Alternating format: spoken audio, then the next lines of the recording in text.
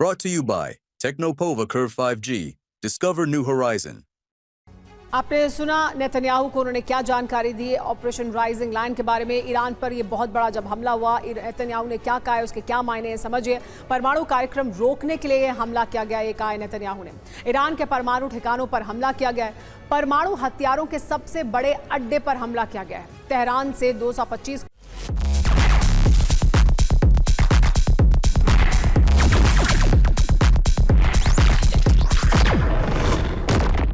Kilometre दूर Natanz में यह बड़ा हमला हुआ।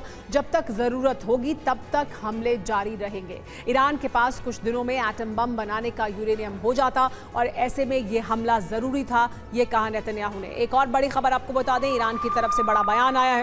इजरायली हमला युद्ध का ऐलान है, कहा ईरान ने। ईरान का यह कहना है कि जो हमला इजरायल ने किया है, यह दरअसल युद्ध का ऐलान है। नेतन्याहू की तरफ से भी कहा यह जा रहा है कि यह युद्ध लंबे समय तक चलेगा। मनीष, अब आगे क्या? क्योंकि नेतन्याहू ये कह रहे हैं कि ये तब तक हम हमले जारी रखेंगे जब तक हमें लगता है कि हम उनकी उस परमाणु कैपेबिलिटी को खत्म नहीं कर देते। लोगों को भी कह रहे हैं कि लंबे समय तक तैयार रहिए। ईरान भी कह रहा है कि ये युद्ध का ऐलान है। क्या होगा अब आगे?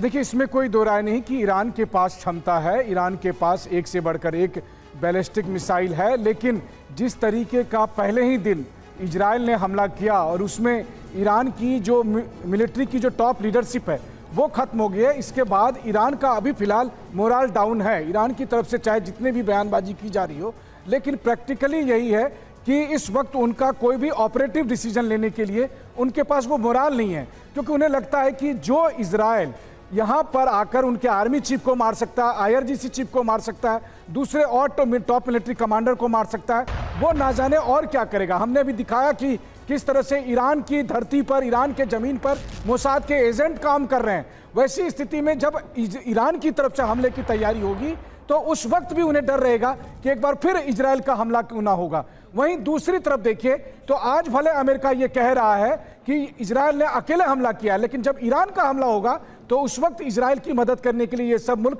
तैनात में होंगे। तो लड़ाई लंबी चलेगी, जैसा नेतन्याहू ने कहा है। 2 हफ्ते का वो टाइम बता रहे हैं, लेकिन मुझे लगता है कई हफ्ते तक ये जंग दोनों पक्ष से चलने वाली है, कई हफ्ते तक चलने वाली है। और अभी भी ईरान की तरफ से जो ड्रोन अटैक किए गए हैं उसको रोकने के लिए तमाम फाइटर जेट्स, चाहे वो ब्रिटिश हो या अमेरिकन हो, वो आसमान में उड़ते दिखाई दिए। लेकिन इस बीच एक और बड़ी खबर, ईरान पर हमले के बाद इजराइल ने बड़ा दावा किया है। नतांज यूरेनियम संवर्धन संयंत्र तबाह कर दिया है इजराइल ने। इजराइल ने बड़ा दावा किया है। उन्होंने कहा कि नतांज में यूरेनियम संवर्धन संयंत्र को तबाह कर दिया है और ये सबसे बड़ी कैपेबिलिटी थी, न्यूक्लियर कैपेबिलिटी ईरान की, और इसी को तबाह करने का दावा इजराइल द्वारा किया जा रहा है। इजराइल ने कहा है कि उन्होंने यहां पर नतांज यूरेनियम संयंत्र तबाह कर दिया है।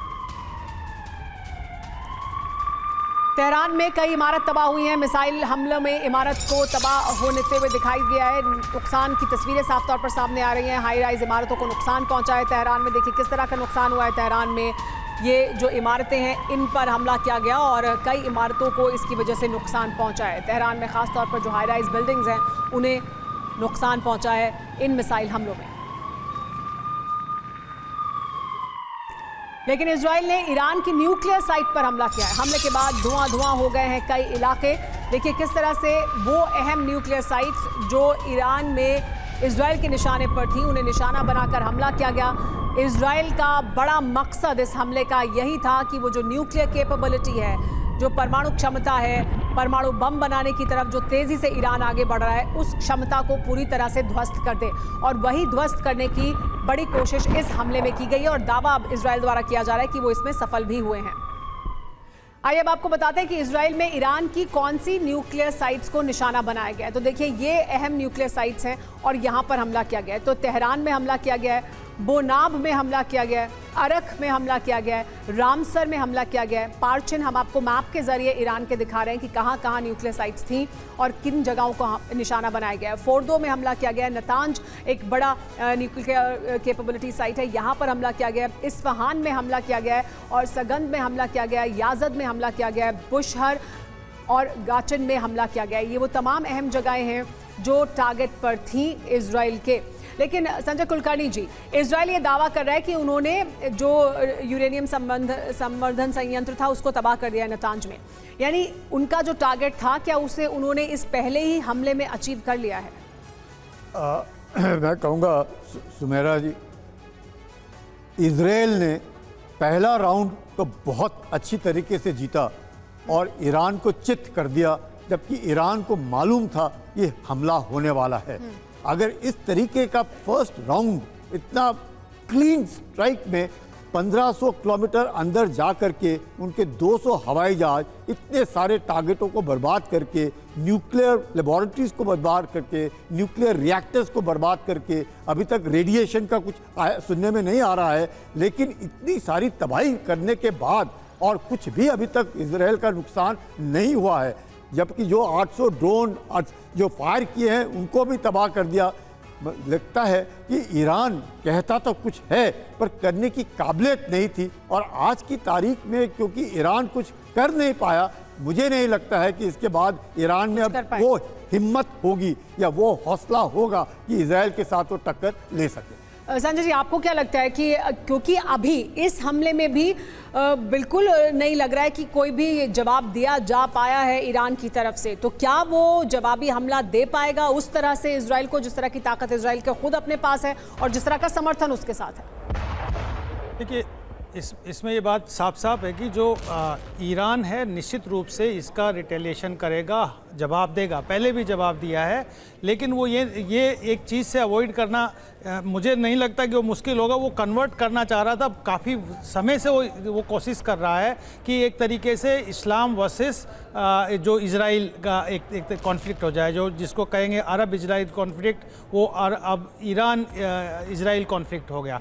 लेकिन अगर ईरान उसमें सक्सेसफुल हो जाता है, जैसे कि अभी सऊदी अरबिया के फॉरेन मिनिस्टर ने ईरान में बात किया है, वो निश्चित, और वहाँ पे चाइना ने एक बहुत बड़ा रोल अदा किया था कि ईरान और सऊदी अरबिया के बीच में नेगोशिएशन कराने का, तो एक तरीके से जो एक alternative discourse, anti Israel discourse अरब में क्रिएट करने का एक कोशिश ईरान कर रहा है, तो मुझे लगता है प्रयास करेगा, और इसीलिए उन्होंने प्रॉक्सीज के माध्यम से लड़ाई लड़ी। अब वो पूरे इस्लामिक वर्ल्ड को साथ में लेके इजराइल के खिलाफ, बिकॉज ये भी पर संजय जी, इस्लामिक वर्ल्ड तो पहले भी सऊदी अरब भी पूरी तरह से कभी भी साथ नहीं आया है और अभी भी कोशिशें ही थी, वो सफल तो नहीं हुए उसमें। सऊदी अरबिया का एक जो बड़ा फैक्टर है कि वो थ्रेट है कि उनको, कि अगर ईरान न्यूक्लियर पावर हो जाता है तो वो उनके लिए, यूएई के लिए, सऊदी अरबिया के लिए, बाकी इस्लामिक वर्ल्ड के लिए एक थ्रेट है। लेकिन जब ये एलिमिनेट हो जाएगा जो न्यूक्लियर थ्रेट, उसके बाद मुझे नहीं लगता कि इनका बहुत बड़ा कोई कॉन्फ्लिक्ट रहेगा। ये लीडरशिप का कॉन्फ्लिक्ट जरूर है, अभी सऊदी अरबिया के पास में अरबियन वर्ल्ड का लीडरशिप है, वो ईरान चाहता है। ये युद्ध लंबा चलेगा तो आपको लगता है कि समर्थन में आएंगे बाकी तमाम देश, यूएई, सऊदी अरब वगैरह, ये तमाम देश आएंगे समर्थन में ईरान? अगर कॉन्फ्लिक्ट बढ़ता है तो निश्चित रूप से, देखिए, अगर बहुत अरब इजराइल कॉन्फ्लिक्ट पूरा हो जाता है तो निश्चित रूप से अरबियन वर्ल्ड, इसमें देखिए